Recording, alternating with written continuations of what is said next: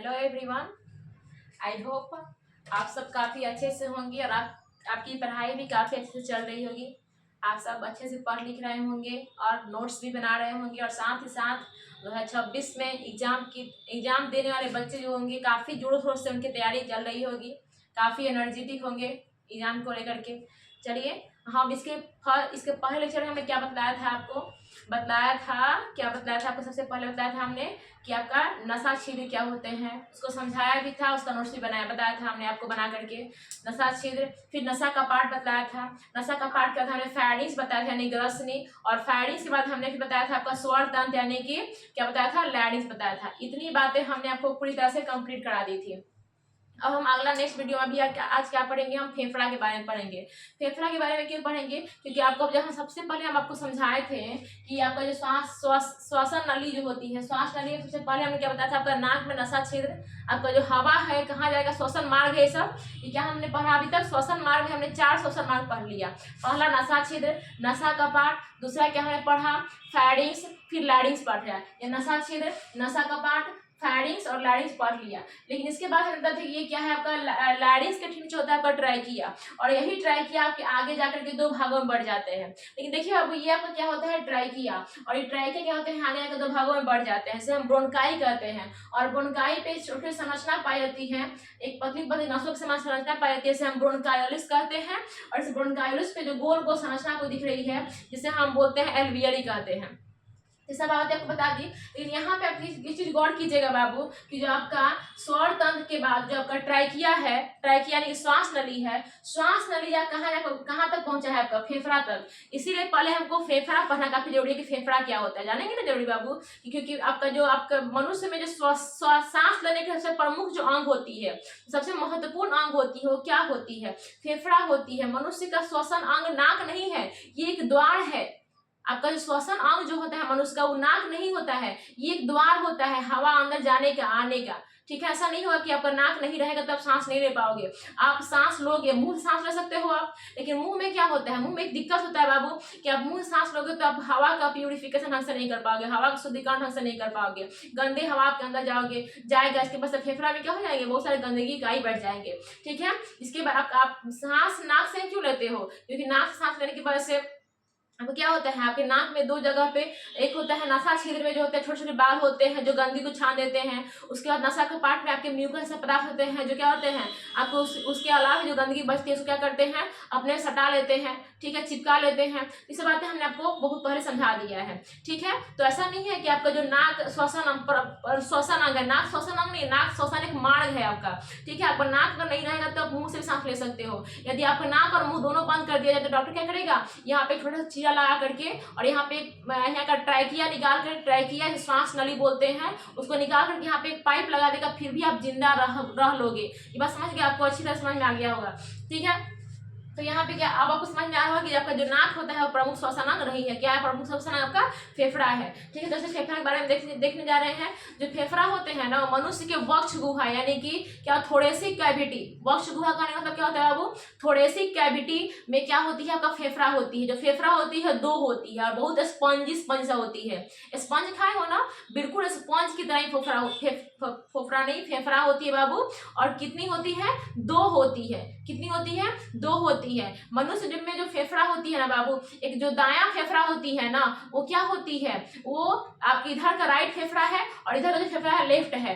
जो दायां फेफड़ा है ना बाबू, वो बड़ा होती है किसकी तुलना में, लेफ्ट फेफड़ा की वजह से, लेफ्ट फेफड़ा की तुलना में। अब सवाल उठेगा, आप करोगे कि मिस आखिर दायां फेफड़ा बड़ा और बायां फेफड़ा जो होती है छोटा क्यों होती है। इसका रीजन ये है बाबू कि जो आपका जो बायां फेफड़ा है, बायां फेफड़ा में यहाँ पे आपका दिल होता है, क्या होता है, हार्ट होता है, दिल होता है। ठीक है ना, जिसकी वजह से क्या होता है, आपका जो बायां फेफड़ा होते हैं वो क्या होते हैं, छोटे होते हैं किसकी तुलना में, आपके दाएं फेफड़ा के तुलना में। बस समझिए फेफड़ा में। अगला पॉइंट हमने क्या लिखा, देखिए फेफड़ा के बारे में, यह मानव के वक्ष गुहा यानी कि थोड़ेसिक कैविटी में पाया जाता है। यह मानव का मुख्य श्वसन अंग है, इसकी संख्या 2 होती है। ठीक है, और दूसरा हमने लिखा है दाहिना फेफड़ा बड़ा होता है और बायां फेफड़ा छोटा होता है। वजह बता दिया क्यों। अब अगला देखते हैं, फेफड़ा एक पतली झिल्ली द्वारा ढकी रहती है, इसे प्लूरा मेम्ब्रेन या पैराइटल प्लूरा कहते हैं। काफी इंपॉर्टेंट इंपॉर्टेंट क्वेश्चन है, क्वेश्चन पूछा है, बहुत बार यहाँ में पूछा भी ऑब्जेक्टिव में और पूछता भी रहेगा आगे भी।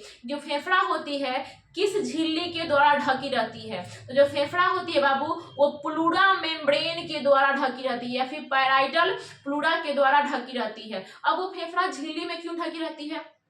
आपके मन में सवाल उठ रहा होगा।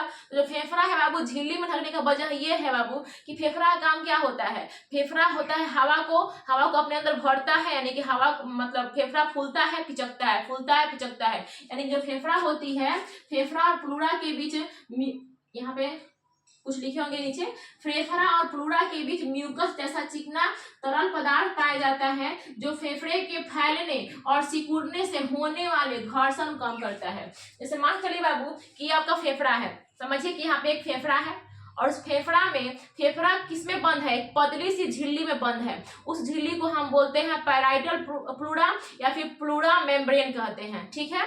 अब यहाँ पे मान चलिए कि आपका ये फेफड़ा है, ये फेफड़ा आपके प्रोथीन में क्या है? आपका पैक है और उस प्रोथीन और फेफड़ा के बीच में ना एक चिपचिपा म्यूकस के जैसा द्रव भरा रहता है। वो द्रव क्यों भरा रहता है? क्योंकि आपको पता है ना बाबू कि इसमें हम दिन रात इसको हम रगड़े तो क्या इसमें घर्षण उत्पन्न नहीं होगा? और जब इसमें घर्षण उत्पन्न होगा तो क्या इसमें इसका क्षरण मतलब ये टूटेगा फूटेगा नहीं? टूटेगा फूटेगा बाबू।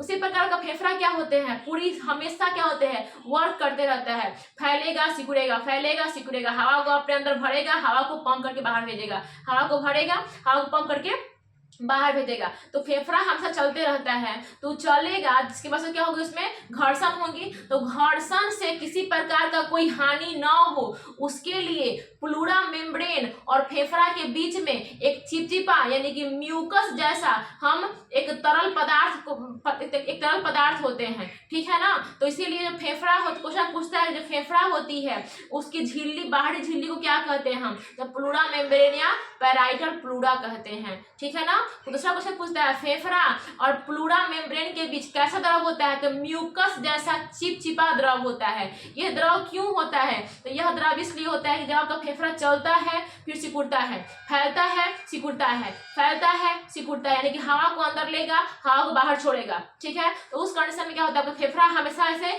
चलते रहेगा। जब आपका फेफड़ा चलेगा तो उसमें क्या होगा? घर्षण होगा। उसी घर्षण को कम करने के लिए आपके फेफड़ा में और प्लूरा मेम्ब्रेन के बीच में एक चिपचिपा म्यूकस के जैसा तरल द्रव पाया जाता है, ठीक है। बस समझ गए। अगला पॉइंट में लिखा है फेफड़ा को फुसफुस या पल्मोनरी भी कहते हैं। ये जो पॉइंट अब हमको लिखा है ना बाबू काफी इंपॉर्टेंट है। जब हम वहन पढ़ाएंगे ना, परिवहन पढ़ाएंगे, यानी कि जब हार्ट पढ़ाएंगे, दिल, इसके नेक्स्ट चैप्टर में दिल ही पढ़ना है आपको थर्ड लेसन में। तो क्या है आपका फेफड़ा को ना वहां पे हम फुसफुस कहेंगे। क्या कहेंगे बाबू? फुसफुस कहेंगे या फिर पल्मोनरी या फिर उसको बोलेंगे पल्मोनरी भी कहेंगे, ठीक है।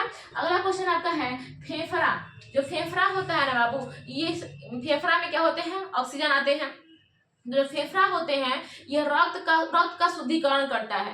रक्त का शुद्धिकरण कहने का मतलब बाबू कि पूरे बॉडी से जो आपके CO2 यानी कि आपका डीऑक्सीजनेटेड रक्त जो होता है आपके पूरे बॉडी से निकल कर कहाँ जाएंगे? फेफड़ा में जाएंगे। और फेफड़ा क्या कर देगा?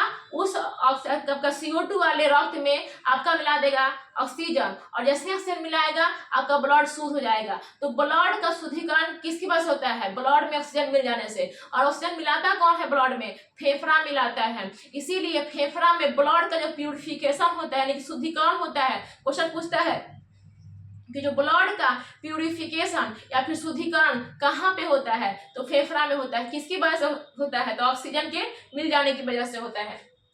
वही बात मैंने लिखा है कि फेफड़ा रक्त में ऑक्सीजन मिला देती है जिससे रक्त का शुद्धिकरण यानी कि प्यूरिफिकेशन हो जाता है, अर्थात रक्त फेफड़ा में जाकर क्या होते हैं बाबू? शुद्ध हो जाते हैं। क्या होते हैं बाबू? शुद्ध हो जाते हैं। एक और क्वेश्चन पूछता है बाबू कि रक्त का फिल्ट्रेशन, एक होता है प्यूरिफिकेशन, एक होता है फिल्ट्रेशन। तो जो रक्त का प्यूरिफिकेशन होता है ना बाबू वो फेफड़ा में होता है, और रक्त का फिल्ट्रेशन जो होता है ना वो ब्रिक में होता है यानी किडनी में होता है। तब को हम 4 लेसन पढ़ाएंगे, जब ब्रिक पढ़ाएंगे यानी उत्सर्जन पढ़ाएंगे तब को हम बताएंगे कि उसका क्या आपका फंक्शन है, कैसे काम करता है, कैसे नहीं करता है, ठीक है। तो फिलहाल के लिए अभी आप यहाँ पे क्या देख रहे हो? जो आपका फेफड़ा है वो फेफड़ा में रक्त का शुद्धिकरण यानी कि प्यूरिफिकेशन होता है, ठीक है।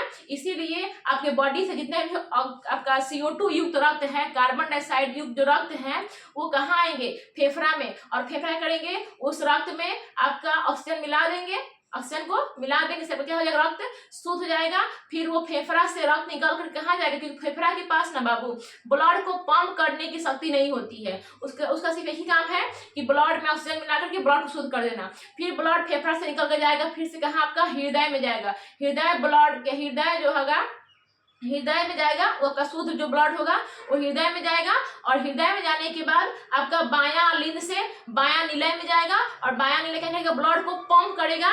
तो आपका जो ब्लड है वो क्या करेगा, महाधमनी के द्वारा होते हुए पूरे ऑल पार्ट्स ऑफ बॉडी में वितरित हो जाएगा, यानी कि जो भी ऊर्जा बनेगी वो पूरे ऑल पार्ट्स ऑफ बॉडी में क्या हो जाएंगे, वितरित हो जाएंगे। तो इस जो आपका टॉपिक है काफी इंपॉर्टेंट है, जिसको हम कहाँ पढ़ेंगे, जब हार्ट पढ़ेंगे तो वहाँ पे समझेंगे हम ब्लड का फंक्शन, कि ब्लड कैसे क्या करता है, कैसे ऊर्जा बनाती है, कैसे आपके बॉडी में आती है, क्या इंपॉर्टेंट बातें हैं, इस सारी बातों को हम वहाँ पे डिस्कस करेंगे जब वो पढ़ाएंगे हार्ट। समझ गए बाबू। तो आपका यहाँ पे समझ गए आप कि आपका क्या बोलते हैं, फेफड़ा क्या होता है, यानी कि लंग्स क्या होते हैं। इसमें किसी प्रकार कोई आपको दिक्कत नहीं आई होगी बाबू। अगर कोई दिक्कत आती है तो वीडियो को क्या कीजिए, वहाँ पे कमेंट करके हमसे पूछ सकते हैं कि मिस हमको यहाँ पे दिक्कत हो रही है, यहाँ पे ये बातें कैसे हो रही है। ठीक है, मैं आपको जवाब कमेंट में आपको जवाब जरूर दूंगी। चलिए आगे हम देखते हैं फेफड़ा के बाद।